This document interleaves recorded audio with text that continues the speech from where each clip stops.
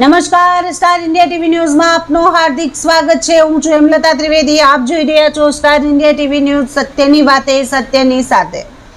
Railway સર્વેના નામે જમીન માપવા આવતા સર્વેયરો સામે થેરકામાં આદિવાસી સમાજનો ઉગ્ર વિરોધ। પંચકૃષ્ણ મુકામે ગ્રામજનોની બેઠક યોજાઈ। ગરીબ આદિવાસી ખેડૂત પોતાની હકની 1 ઇંચ જમીન પણ નહીં આપે। આમરણ ઉપવાસ સહિત ઉગ્ર આંદોલનની ચીમકી। બોલો। હવે આજ રોજ ધાલોદ તાલુકાના થેરકા પંચકૃષ્ણ મંદિર ખાતે ધાર્મિક સ્થળે રેલવેનું જે સર્વે થયું અને તે ખરેખર થયું નથી અને ખોટી રીતે આ સર્વે કરવામાં આવ્યું અને ખોટી રીતે એક અફવા ફેલાવવામાં આવી અને ખરેખર આ થશે તે અમારું ઉગ્ર આંદોલન છે અને રેલવેનું સર્વેયર બંધ થાય અને રેલવે નહીં નીકળે એના માટેનો અમારો સખત વિરોધને વાંધો છે।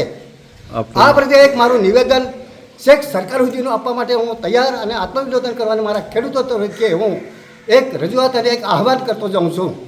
પંચકૃષ્ણ મંદિરના ધામની અંદર આજ ખરેખર રેલવે નહીં નીકળે એનો અમારો બંધ થાય। બંધનો અમારો ખેડૂતોના મારો વિરોધ ને મારા ખેડૂતોનો પણ વિરોધ છે અને એક ગામને પણ એના ઘણા જ ગામમાં 50 ગામનો મારો એક વિરોધ ચાલી રહ્યો છે। ખેડૂતો વચ્ચે એક સખત મારા વિરોધ પરનો હું મારો એક પારણા પર એક ધારણા કરવા માટેનો હું તૈયારી છે। ધારણા પર બેઠેલા મારા પરિવારજનો, મારા આગેવાનો, મારા ખેડૂત મિત્રો અહીંયા ઉપસ્થિત છે। જ્યારે ક્યારે કોઈ જાનહાનિ થશે તે વખતે સરકારશ્રીની જવાબદારી રહેશે એટલે નહીં નીકળવા માટેનો એક સખત અમારી મનાઈ છે। એમાં આપનું નામ? મારું નામ સારેલ મગનભાઈ કાળોભાઈ, માજી પૂર્વ તાલુકા પંચાયત સભ્યશ્રી।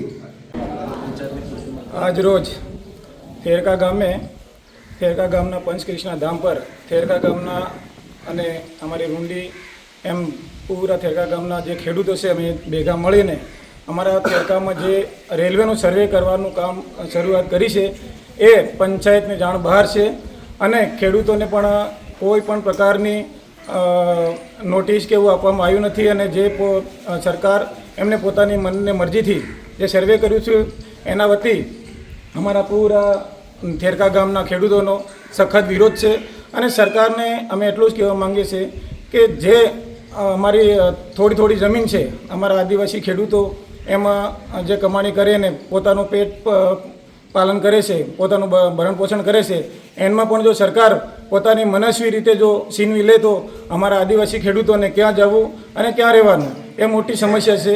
અને હાલમાં જે આગળ કર્યું એમ કે જે કોરિડોર પણ જે આદિવાસી પટ્ટામાં જે આદિવાસી ખેડૂતોની જમીન છીનવાઈ એના પછી એરપોર્ટનું કામ શરૂઆત કરી, એરપોર્ટને પણ ઘણી જમીનો છીનવાઈ અને હાલ જે રેલવેનું સર્વે કરવામાં આવ્યું છે એમાં અમારા પૂરા નિમ્મસથી લઈ અને બાસવાડાથી જે નંદુરબાર રેલવેનો સર્વે થાય છે એમાં અમારો કોઈને કોઈ ફાયદો થવા જેવો એ નથી। સરકાર એની પોતાના ફાયદા માટે અમારા આદિવાસી ખેડૂતોની જમીન છીનવવા માંગે છે। તો આજે અમે જો ફર્સ્ટ અમારી બેઠક થઈ છે અમારા થેરકા ગામમાં, અમે સરકારને કોઈ અમારી જમીન આપવાના નથી અને આવનાર સમયમાં જો પોતાની મનસ્વી રીતે જો જમીન લેશે તો અમે ખેડૂતો મળી અને બધા ખેડૂતો મળીને અમે સરકાર સામે સખત આંદોલન કરીશું અને જરૂર પડે તો અમે અનશન પર પણ ઉતરીશું। આપનું નામ? મારું નામ સંગાડા ચંદ્રેશભાઈ એસિંગભાઈ, ગામના આગેવાન તરીકે। અમારા થેરકા ગામમાં રેલવે નીકળવાનું સર્વે થયું છે એ અમને જાણ ભાગ છે, નથી સમજ કે અમે આ રેલવે નીકળવાની છે કે આ છે તે છે। એટલે સર્વે કર્યું તે વખતે ખેડૂત લોકોને ખબર પડી પણ આ સર્વે થવી ના જોઈએ ને રેલવે નીકળવી ના જોઈએ। અમારા બાલ ગોપાલ મકાનો આ જાય તે જમીન જાય છે તો એમાં અમે શું કરી શકીએ? આપનું નામ? મારું નામ રેશમબેન સુરેશભાઈ સારે।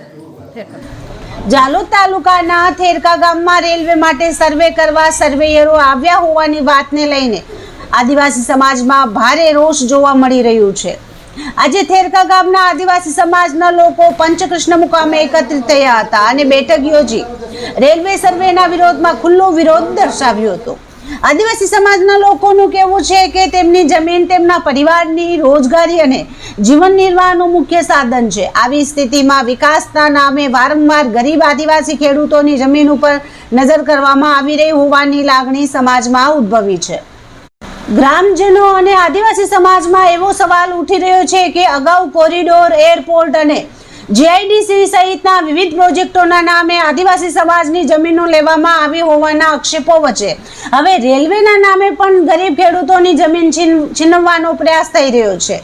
ગ્રામજનોનો સ્પષ્ટ સૂર છે કે વિકાસના નામે ગરીબ આદિવાસી ખેડૂતોની જમીન છીનવીને તેમને પોતાની જમીનથી વંચિત કરવામાં આવશે તો આ અન્યાય સામે સમગ્ર સમાજ એક થઈને લડશે. સરકારી પત્ર મુજબ messrs Monarch surveyors and engineering consultants limited Pune ને નીમચ, બાંસવાડા, દાહોદ, અલીરાજપુર, નંદુરબાર વચ્ચે નવી બીજી રેલવે લાઇન માટે અંતિમ સ્થાન સર્વે અને વિગત પ્રોજેક્ટ રિપોર્ટ DPR તૈયાર કરવાની કામગીરી સોંપવામાં આવી છે. આ કામગીરી અંતર્ગત એન્જિનિયરિંગ પ્રવૃત્તિ, ટ્રાફિક સર્વે, ઓરિજિન ડેસ્ટિનેશન સર્વે, કોમોડિટીઝ ફ્લો સર્વે, ટ્રાફિક વોલ્યુમ સર્વે, ઔદ્યોગિક સર્વે તથા ઓપરેશનલ અને લોજિસ્ટિક સંબંધિત માહિતી એકત્રિત કરવાની કામગીરીનો સમાવેશ થાય છે.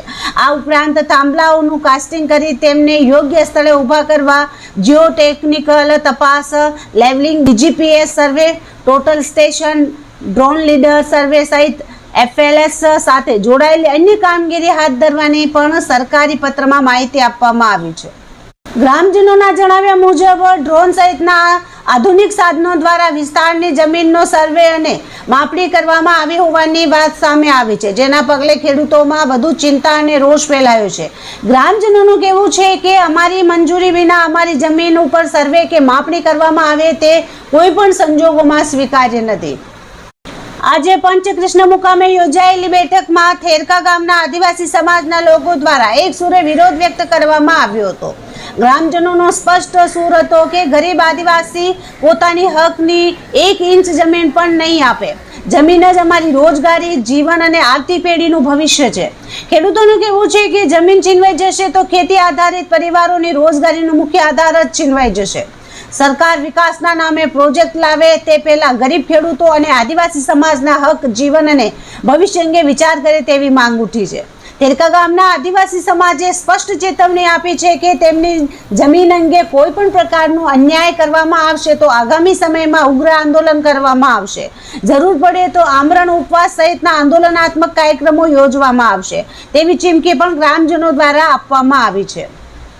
આદિવાસી સમાજના લોકોનો સવાલ છે કે જો દરેક નવા પ્રોજેક્ટ માટે ગરીબ આદિવાસી ખેડૂતોની જમીન જ લેવામાં આવશે તો આ વિકાસ કોના માટે છે? થેરકા ગામમાં આજે યોજાયેલી બેઠક બાદ રેલવે સર્વે સામે આદિવાસી સમાજનો વિરોધ હવે વધુ ઉગ્ર બને તેવા સંકેતો મળી રહ્યા છે. ગ્રામજનોનો સ્પષ્ટ સંદેશ છે કે જમીન અમારી જીવાદોરી છે અને જીવાદોરી સમાન જમીન માટે અંતિમ શ્વાસ સુધી સંઘર્ષ કરીશું. Star India TV news, Jhalod reporter Pankajbhai Pandit, જિલ્લા દાહોદ.